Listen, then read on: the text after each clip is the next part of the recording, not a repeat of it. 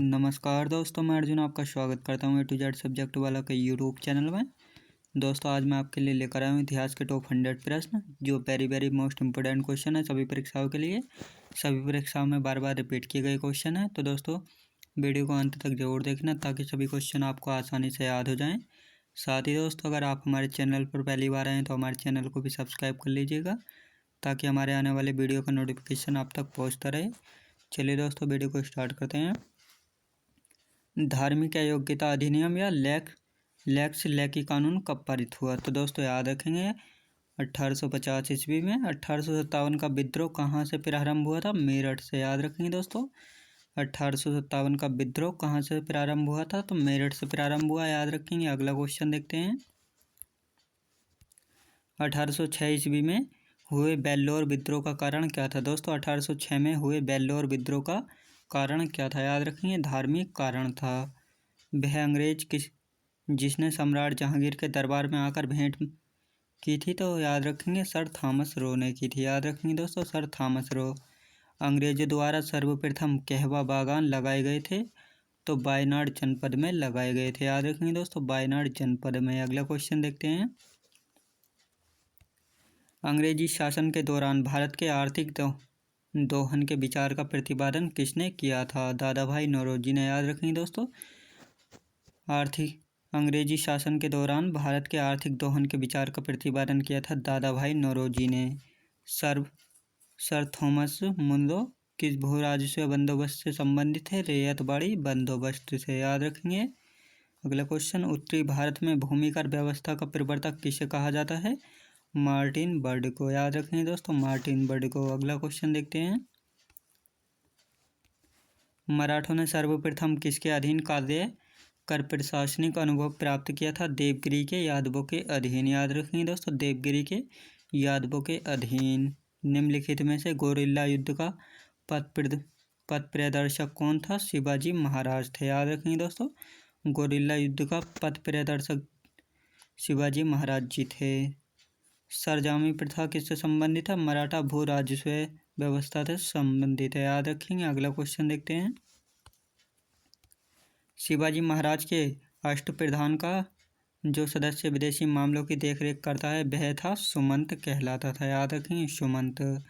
Albuquerque ने गोवा को 1510 ईस्वी में किससे छीना था? बीजापुर के सुल्तान से छीना था। याद रखेंगे दोस्तों अल्बुकर्क ने गोवा को 1510 ईस्वी में छीना था बीजापुर के सुल्तान से। याद रखेंगे। अगला क्वेश्चन देखते हैं।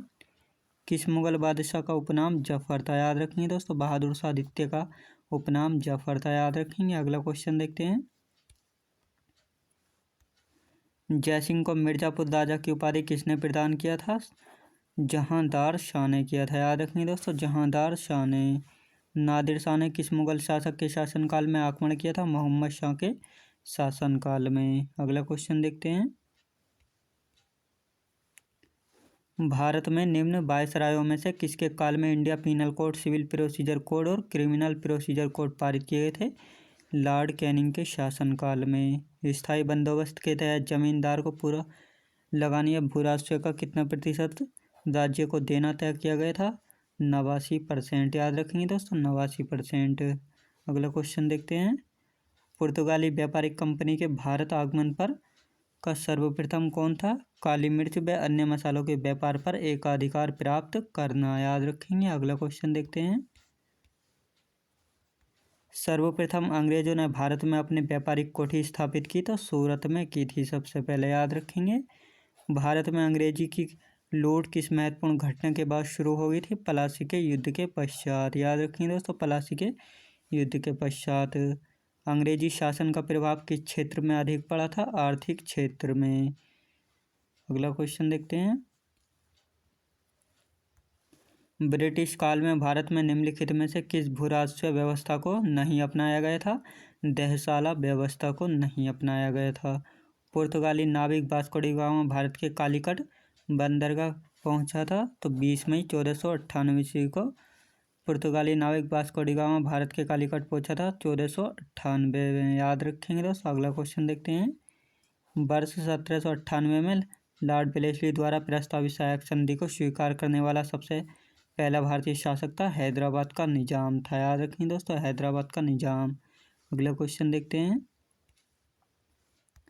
भारत का प्रथम गवर्नर जनरल वायसराय कौन था? तो लॉर्ड कैनिंग था। किस सिख गुरु ने फारसी में जफरनामा लिखा था?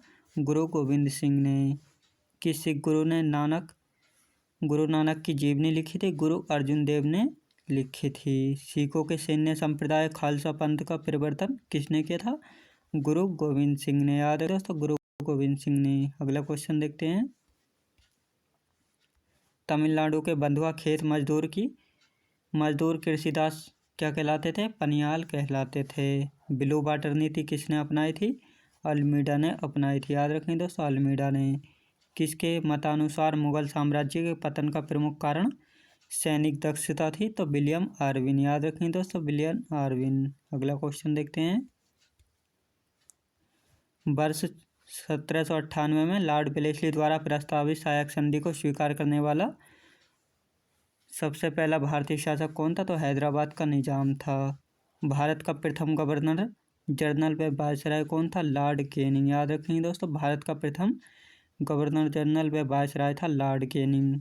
भारत में ब्रिटिश भू राजस्व प्रणाली का निम्नलिखित में से किसने अधिक लाभ प्राप्त किया है? जमींदार ने। याद रखेंगे दोस्तों, जमींदार ने। अगला क्वेश्चन देखते हैं। गुलदुखी शीर्षक से फारसी कविताएं लिखने वाला सुल्तान कौन था? सिकंदर लोदी था।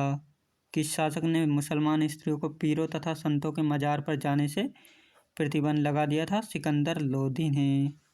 लोदी वंश का अंतिम शासक कौन था? इब्राहिम लोदी था। याद रखें दोस्तों, लोदी वंश का अंतिम शासक था इब्राहिम लोदी। इब्राहिम लोदी किसका पुत्र था? सिकंदर लोदी का। अगला क्वेश्चन देखते हैं। 1526 में पानीपत का प्रथम युद्ध किसके बीच हुआ था? इब्राहिम लोदी तथा बाबर के बीच पानीपत का प्रथम युद्ध हुआ था 1526 ईस्वी में। बाबर को भारत पर आक्रमण करने का न्योता किसने दिया था? दौलत खान लोदी तथा आलम खान ने। सल्तनत काल में केंद्रीय प्रशासन का मुखिया क्या कहलाता था? सुल्तान कहलाता था। अगला क्वेश्चन देखते हैं। किस वंश के शासनकाल में अमीरों का महत्व चरमोत्कर्ष पर था? तो लोदी वंश का था। याद रखेंगे, लोदी वंश का। सल्तनत काल में मंत्रिपरिषद को क्या क्या कहा जाता था? मजलिस खलवत कहा जाता था। मजलिस खलवत की जहाँ बैठक होती थी उसे क्या कहा जाता था? मजलिस खास। अगला क्वेश्चन देखते हैं। सल्तनत काल में वजीर क्या होता था? तो राजस्व विभाग का प्रमुख होता था। सल्तनत काल में कोषाध्यक्ष को क्या कहा जाता था? खजीन कहा जाता था। सल्तनत काल में सैन्य विभाग का प्रमुख क्या कहलाता था?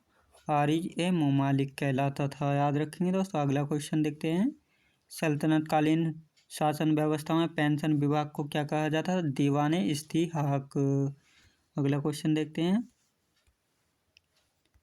सल्तनत कालीन शासन व्यवस्था में गुप्तचर विभाग के प्रमुख अधिकारी को क्या कहा जाता था? बरीदे मुमालिक कहा जाता था। अलाउद्दीन खिलजी द्वारा निर्मित किस नमूने को इस्लामी वास्तुकला का रत्न कहा जाता था? अलाई दरवाजा को। सीरी का किला तथा हजार खंबा महल का निर्माण किसने करवाया था? अलाउद्दीन खिलजी ने करवाया था। अगला क्वेश्चन देखते हैं। अलाउद्दीन खिलजी ने किसे दीवाने रियासत नियुक्त किया था? मलिक याकूब को। तारीख फिरोज शाही की रचना किसने की थी? जियाउद्दीन बर्नी ने। खजाइनुल फतेह की रचना किसने की थी? अमीर खुसरो ने की थी। अलाउद्दीन खिलजी द्वारा दुधारू पशुओं पर कर लगाए जाने वाला कर क्या कहलाता था? चराई कर कहलाता था। याद रखेंगे दोस्तों, चराई कर। अगला क्वेश्चन देखते हैं। अलाउद्दीन खिलजी के शासनकाल में 1297 ईस्वी में किस मंगोल शासक ने आक्रमण किया था? कादर खान ने। अलाउद्दीन खिलजी की मृत्यु कब हुई थी? 5 जनवरी 1316 ईस्वी में। तुगलक वंश की स्थापना किसने की थी? गाजी गयासुद्दीन तुगलक ने। संभवतः नहरों का निर्माण करने वाला प्रथम शासक कौन था? गाजी गयासुद्दीन तुगलक था। याद रखेंगे दोस्तों, नहरों का निर्माण करने वाला प्रथम शासक था गाजी गयासुद्दीन तुगलक। अगला क्वेश्चन देखते हैं। दिल्ली के समीप तुगलकाबाद नाम का एक नया नगर किसने बसाया था? गाजी गयासुद्दीन तुगलक ने। गयासुद्दीन तुगलक के बाद मोहम्मद बिन तुगलक के नाम से दिल्ली सिंहासन पर कौन बैठा था? जूना खां बैठा था। अगला क्वेश्चन देखते हैं, मध्यकालीन सभी सुल्तानों में सर्वाधिक शिक्षित, विद्वान तथा योग्य व्यक्ति कौन था? मोहम्मद बिन तुगलक। अगला क्वेश्चन देखते हैं, किस शासक को स्वयंशील तथा रक्त पिपासु के नाम से जाना जाता है? तो मोहम्मद बिन तुगलक को जाना जाता था। मोहम्मद बिन तुगलक ने कृषि के विकास के लिए किस नाम से एक नई विभाग की स्थापना की थी? अमीर कोही के नाम से। महमूद गजनी ने 1027 ईस्वी में अंतिम भारतीय आक्रमण किसके विरुद्ध किया था? जाटों के विरुद्ध किया था। याद रखेंगे दोस्तों, जाटों के विरुद्ध। अगला क्वेश्चन देखते हैं, सुल्तान की उपाधि धारण करने वाला प्रथम शासक कौन था? महमूद गजनी था। याद रखेंगे दोस्तों, सुल्तान की उपाधि धारण करने वाला प्रथम शासक था महमूद गजनी। महमूद गजनी की मृत्यु कब हुई थी? 1030 ईस्वी में। शहाबुद्दीन मोहम्मद गोरी ने भारत पर पहला आक्रमण कब किया? 1175 ईस्वी में। 1191 ईस्वी में तराइन का प्रथम युद्ध किसके बीच लड़ा गया था? मोहम्मद गोरी तथा पृथ्वीराज चौहान के बीच लड़ा गया था। याद रखें दोस्तों। अगला क्वेश्चन देखते हैं, तराइन के प्रथम युद्ध में किसकी पराजय हुई थी? मोहम्मद गोरी की पराजय हुई थी तराइन के प्रथम युद्ध में। तराइन के प्रथम युद्ध में किसकी विजय हुई थी? पृथ्वीराज चौहान की। मोहम्मद गोरी तथा पृथ्वीराज चौहान के बीच तराइन का द्वितीय युद्ध कब हुआ था? 1192 ईस्वी में। तराइन के द्वितीय युद्ध में किसकी पराजय हुई थी? पृथ्वीराज चौहान की। याद रखेंगे दोस्तों। अगला क्वेश्चन देखते हैं, 1194 में चंदावर का युद्ध किसके बीच लड़ा गया था? मोहम्मद गोरी तथा राजा जयचंद के बीच। मोहम्मद गोरी की मृत्यु कब हुई थी? 1206 ईस्वी में। कुतुबुद्दीन ऐबक कौन था? मोहम्मद गोरी का गुलाम था। याद रखेंगे दोस्तों। अगला क्वेश्चन देखते हैं, 1206 ईस्वी में गुलाम वंश की स्थापना किसने की थी? कुतुबुद्दीन ऐबक ने की थी गुलाम वंश की स्थापना। याद रखेंगे दोस्तों। अगला क्वेश्चन देखते हैं, दिल्ली में स्थित कुतुब मीनार की नींव किसने रखी थी? कुतुबुद्दीन ऐबक ने। कुतुबुद्दीन ऐबक का निर्माण, कुतुब मीनार का निर्माण कार्य किसने पूरा करवाया था दोस्तों? इल्तुतमिश ने करवाया था। याद रखें दोस्तों, इल्तुतमिश ने। पल्लव वंश की राजधानी कहाँ हुआ करती थी? कांचीपुरम में। मतविलास प्रहसन की रचना किसने की थी? महेंद्र वर्मन ने। याद रखेंगे दोस्तों, महेंद्र वर्मन ने मतविलास प्रहसन की रचना की थी। अगला क्वेश्चन देखते हैं, महाबलीपुरम का एकाश मंदिर का निर्माण किसने करवाया था? नरसिंह वर्मन प्रथम ने। कांचीपुरम के कैलाशनाथ मंदिर का निर्माण किसने करवाया था? नरसिंह वर्मन द्वितीय ने कराया था। अगला क्वेश्चन देखते हैं, पल्लव वंश का अंतिम शासक कौन था? अपराजित वर्मन। याद रखें दोस्तों, अपराजित वर्मन। अगला क्वेश्चन, राष्ट्रकूट वंश का संस्थापक कौन था? दंती दुर्ग। याद रखें दोस्तों, राष्ट्रकूट का वंश का शासक संस्थापक था दंती दुर्ग। अगला क्वेश्चन देखते हैं, राष्ट्रकूट वंश की राजधानी कहाँ हुआ करती थी? मनकिर या मान्यखेत। राष्ट्रकूट वंश का प्रथम शासक कौन था? ध्रुव था। याद रखेंगे। अगला क्वेश्चन, हर्यक वंश का संस्थापक कौन था? बिंबिसार था। राष्ट्रकूट वंश का अंतिम शासक कौन था? कृष्ण तृतीय। याद रखेंगे दोस्तों, कृष्ण तृतीय। अगला क्वेश्चन देखते हैं, कल्याणी के चालुक्य वंश की स्थापना किसने की थी? तैलव द्वितीय ने। वातापी के चालुक्य वंश की स्थापना किसने की थी? राजा जयसिंह ने। बैंगी के चालुक्य वंश के संस्थापक कौन थे? विष्णुवर्धन थे। चोल वंश का संस्थापक कौन था? विजाल्य। याद रखें दोस्तों, चोल वंश का संस्थापक था विजाल्य। अगला क्वेश्चन, चोल वंश की राजधानी कहाँ हुआ करती थी? तंजावुर में। याद रखें दोस्तों, तंजावुर में। अगला क्वेश्चन देखते हैं, द्वैध शासन नीति को किसने समाप्त किया था? वारेन हेस्टिंग ने। अंग्रेजों का सर्वाधिक विरोध किसने किया था? मराठों ने किया था। आदि ग्रंथ किसने संकलित किया था? गुरु अर्जुन देव ने। भारत में आधुनिक शिक्षा प्रणाली की नींव किससे पड़ी थी? 1835 का मैकाले विवरण पत्र के द्वारा। याद रखेंगे दोस्तों। अगला क्वेश्चन देखते हैं,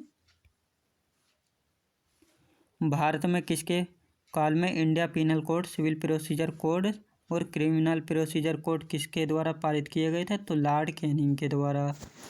दोस्तों, मैं उम्मीद करता हूँ आपको वीडियो की क्वालिटी, कंटेंट वगैरह सभी कुछ आपको पसंद आया होगा, और साथ ही दोस्तों आपको वीडियो को अंत तक जरूर देखा होगा, ताकि सभी क्वेश्चन आपको आसानी से याद हो जाएं। तो दोस्तों, आप अगर हमारे चैनल पर पहली बार आएँ तो हमारे चैनल को लाइक, शेयर और सब्सक्राइब करना बिल्कुल भी ना भूलें। साथ ही हमारे चैनल को भी सब्सक्राइब कर लीजिए ताकि हमारे आने वाले वीडियो का नोटिफिकेशन आप तक पहुंचता रहे। चलिए दोस्तों, मिलते हैं नेक्स्ट वीडियो में।